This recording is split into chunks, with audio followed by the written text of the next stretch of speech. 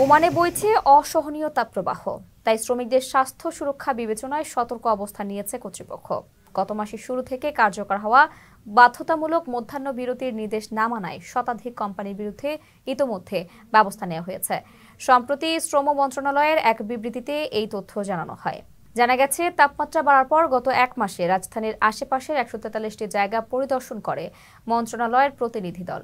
এর মধ্যে আইন না মানায় 50টি কোম্পানিকে জরিমানার আওতায় আনা হয়।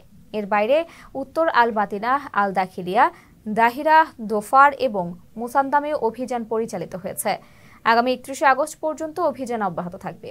এর আগে দেশটির শ্রম মন্ত্রণালয় জানায়, দুপুর 12:30 থেকে বিকাল 3:30 পর্যন্ত কড়া রোদ বা ভর দুপুরে নির্মাণ কাঠামো এবং খোলা স্থানে শ্রমিকদের দিয়ে কাজ করানো সম্পূর্ণ নিষিদ্ধ।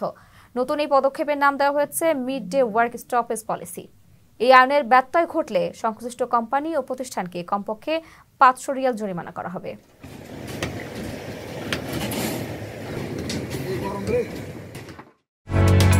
ওমানের সেরা রেট দিচ্ছে বাংলাদেশি প্রতিষ্ঠান গালফ এক্সচেঞ্জ।